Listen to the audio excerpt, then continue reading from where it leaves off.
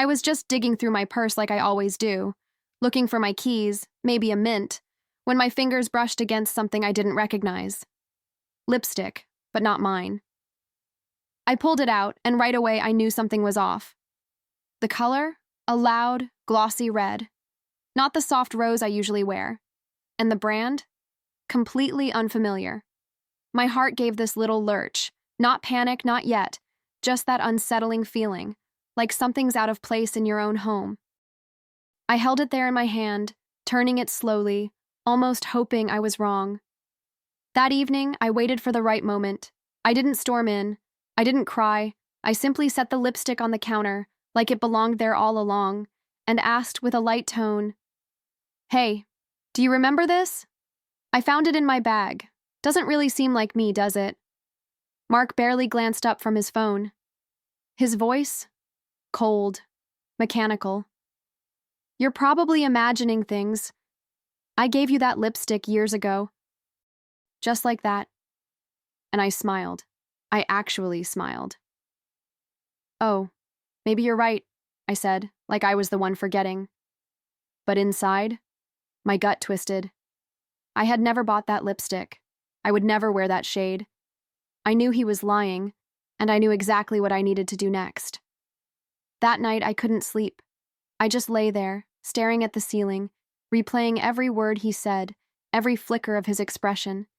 He lied so easily, so comfortably, like it wasn't the first time.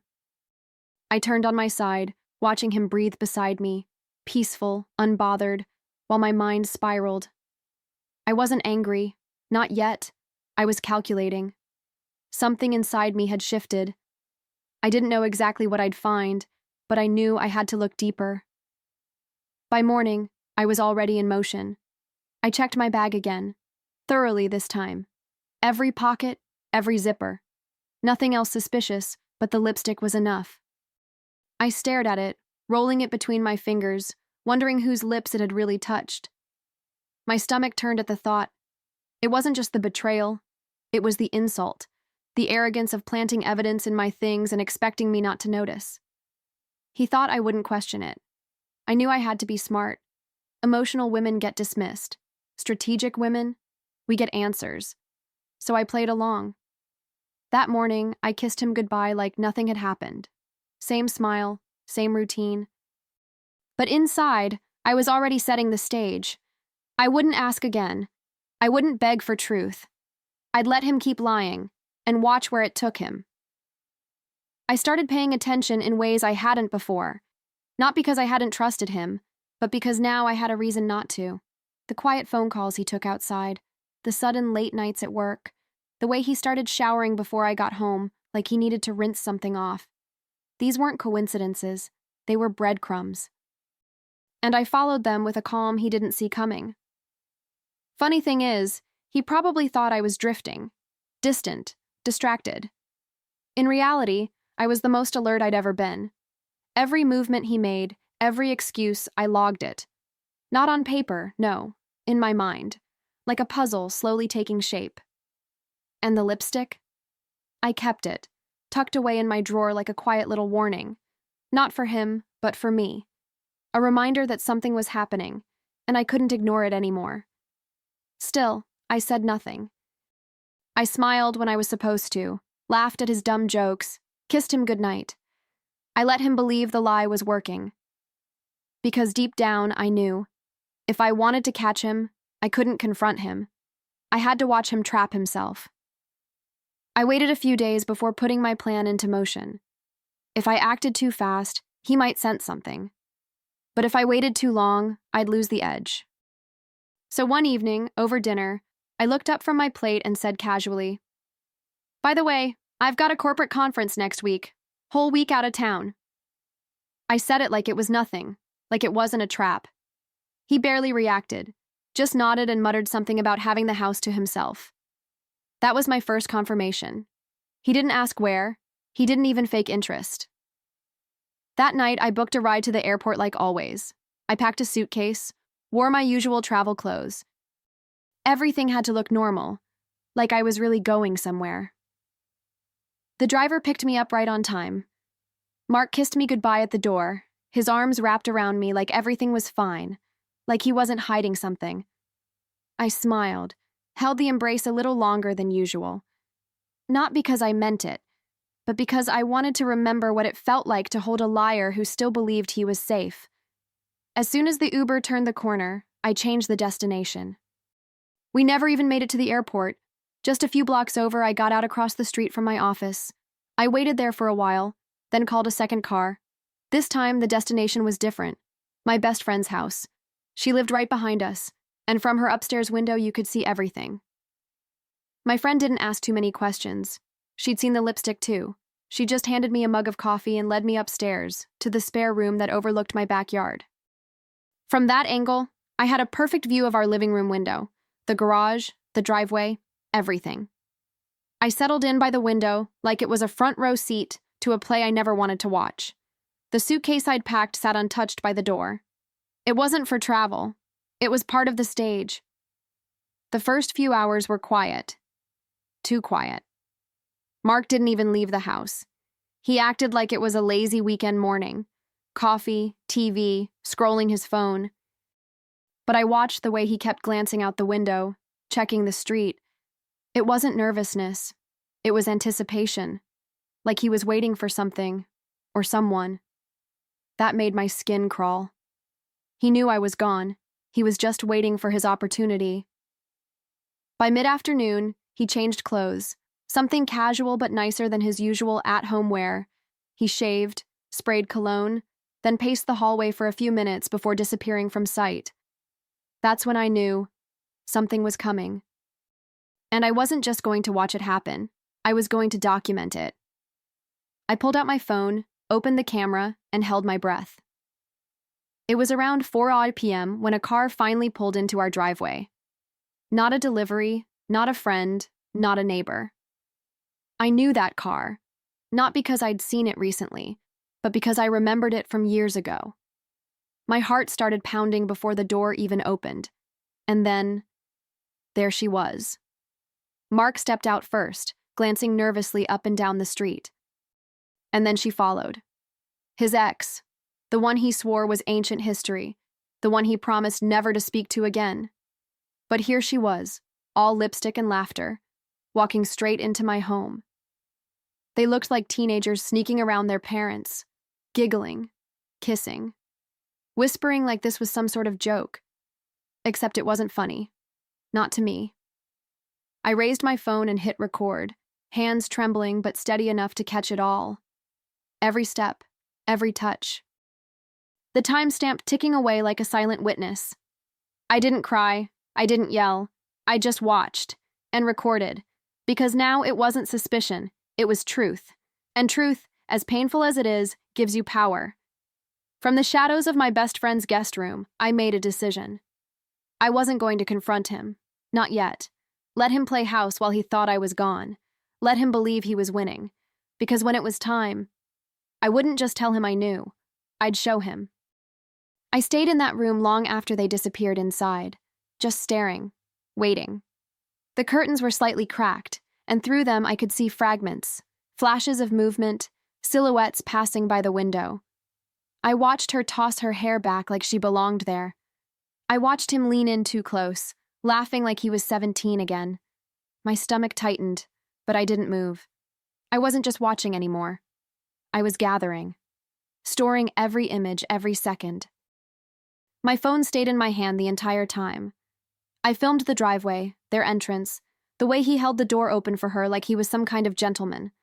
I snapped photos every few minutes, each one time-stamped, each one more damning than the last. I even recorded the silence, those long, empty moments that filled the room as I stood there, not breathing, not blinking. Because this wasn't just about cheating. This was about how deeply he believed I'd never see it. At one point, I thought I might break, just barge in, scream, tear the place apart. But I didn't. I stayed still. Because the version of me he thought he knew, the quiet one, the forgiving one, she was gone. And the woman standing behind that window? She wasn't here to make a scene. She was here to change the ending. Time passed in this strange, stretched-out way. Minutes felt like hours. I kept glancing at the clock, not because I was in a hurry, but because I needed the record. I wanted to know exactly how long she was in my house, my kitchen, my living room, the bedroom we once picked paint colors for together. That room, I couldn't stop imagining them in there, laughing, touching, lying. Every second she stayed was another thread unraveling inside me, and yet I didn't look away. At one point, she opened the blinds just slightly, and for a moment our eyes almost met. I ducked just in time, heart pounding. Had she seen me? Did she feel me watching? It was like standing on the edge of a cliff, unable to scream. I sat there, frozen, trying to steady my breath. She didn't pull the blinds again. Maybe she hadn't seen anything. Or maybe she didn't care. Either way, I was back at the window within seconds, watching through the narrowest slit. When the lights finally flicked off inside the house, it was well past dinner time. I could barely move. My legs had gone numb, but my mind was racing.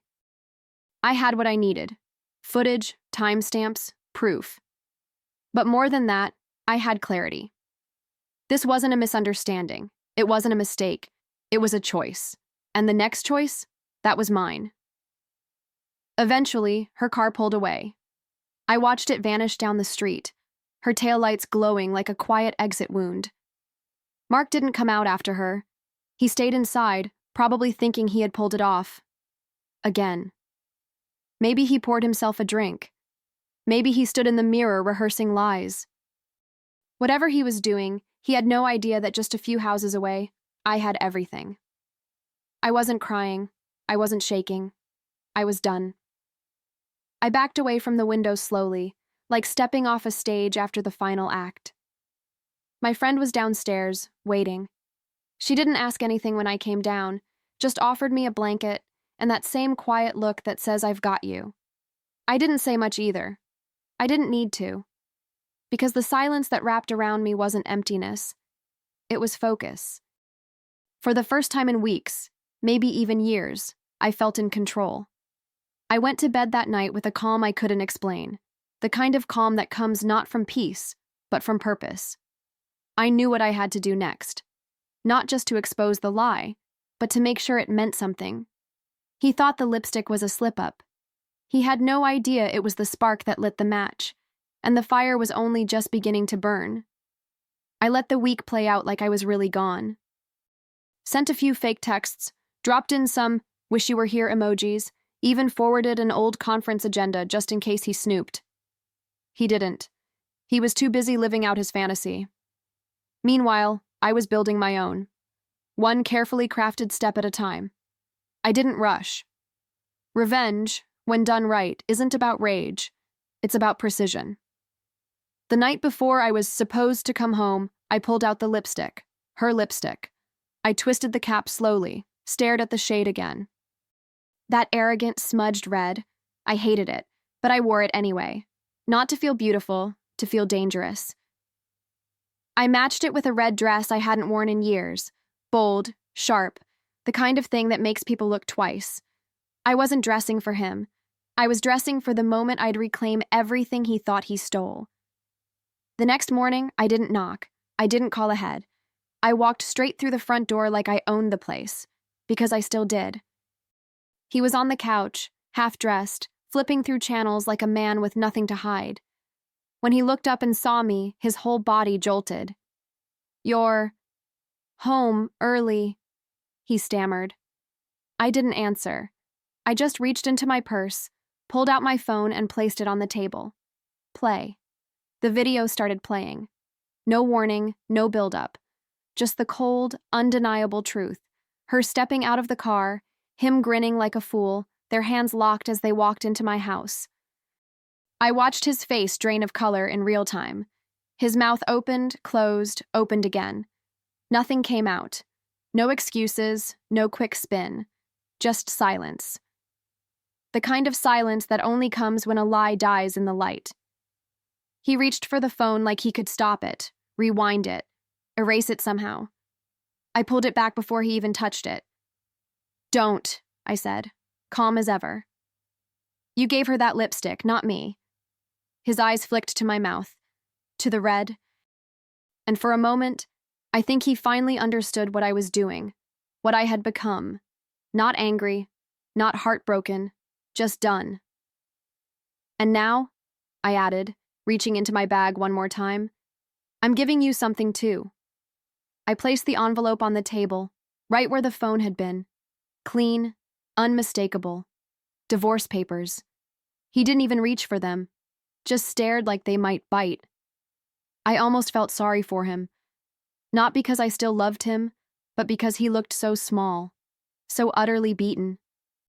But then I remembered every lie, every kiss he gave someone else while pretending to be mine. And just like that, the pity vanished. He finally stood up, but his words never came, just stammering, half-formed apologies, pitiful attempts to rewrite a story already written. I didn't flinch. I didn't interrupt. I just watched him unravel. It was almost poetic, the way he crumbled beneath the weight of his own lies. This wasn't a fight. There would be no screaming match, no desperate plea for a second chance. This was a burial. Quiet, deliberate, and long overdue. I wanted you to know I saw everything, I said, my voice low but firm. Not just her, you. The way you looked at her. The way you made space for her in a life you promised was ours. He shook his head, mouthing some excuse I didn't care to hear. I was already walking toward the door. I had nothing left to give this house but my exit, and he had nothing left to take. As I reached the threshold, I turned one last time, not to look at him, but to take in the scene, the lipstick on my mouth, the papers on the table, his face pale and silent, finally exposed. I didn't slam the door. I didn't look back. I didn't need to. Because he knew. He knew. The woman who walked out that morning wasn't the one who came back, and the next time he saw red, he'd remember it wasn't love. It was the end. Leaving wasn't hard. Not when you've already grieved the marriage before the papers hit the table. I packed in silence, methodical and calm, folding clothes that once held memories, now just fabric. The house felt hollow, not because I was sad, but because the illusion had finally died. And I was ready to go. I didn't take everything, just what mattered. Things I'd earned, things he'd never touched. I left behind the empty frames, the broken promises, the lipstick he never meant for me. Legally, I had him cornered. The footage, the timeline, the blatant betrayal, it was all there. My lawyer didn't even blink. I had the leverage, and for once, I wasn't the one begging to be understood. I set the terms, clean split, no drawn-out drama, no attempts to save face. He wanted quiet? He got silence, but not the kind that protects, the kind that echoes. He signed because he had no choice. And the moment he did, I was free. Word spread faster than I expected. Maybe it was the forum where I shared my story. Maybe it was the screenshots. Or maybe it was just the raw honesty of it all. I didn't name him, didn't have to. The story found its way into women's groups, late-night text threads, podcasts even. It resonated, not because it was rare, but because it wasn't, and that somehow made it even more powerful. Strangers started messaging me, women I didn't know, telling me their own versions of betrayal. Some were still stuck in it. Some had just escaped. Some had never told anyone until they read my story. And in that strange virtual sisterhood, I found something I hadn't expected. Healing. Not the soft kind that comes with time. The fierce kind. The kind that grows in broken places. I wasn't alone. None of us were. And knowing that, it made all the difference. As for Mark, he didn't say much after I left. A few texts, weak apologies, a voicemail I didn't even listen to. His ex disappeared just as quietly. No grand romance, no fairy tale ending. Just two liars, left with each other's mess. I heard he started showing up late to work, lost weight, stopped answering calls. I didn't feel satisfaction in his spiral. Not really. I just felt done. Like his chapter had closed in a book I no longer needed to reread. I didn't seek revenge. What I sought was truth. And once I had it, I let it do the work. Truth is a funny thing. It doesn't always explode. Sometimes it just lingers. Quiet, heavy, unignorable. And the thing about men like him, they count on your silence. They never expect you to speak, and they definitely never expect you to leave with your head high and your heart intact. Weeks later, I found myself walking past a makeup store, the same kind I used to rush by without a second glance. But that day, I stopped. I walked in slowly, letting the smell of perfume and soft music wrap around me like a fresh start. I didn't need anything, really. But something about that space felt symbolic, like a place where women reinvent themselves, where we choose what we wear, how we feel, who we become. I browsed the lipstick section for a while, fingertips grazing shades I'd never dared to try. This time, I wasn't looking for something to please anyone. I was looking for me. And then I found it. A soft, rich berry tone, bold but grounded, confident. I bought it without hesitation. No ghost of another woman behind it. No lies hiding in the tube. Just a color I chose, for no one else but myself. As I stepped back into the sunlight, the bag swinging gently at my side, I smiled. Not because the pain was gone, but because I had walked through it and come out whole, stronger, clearer.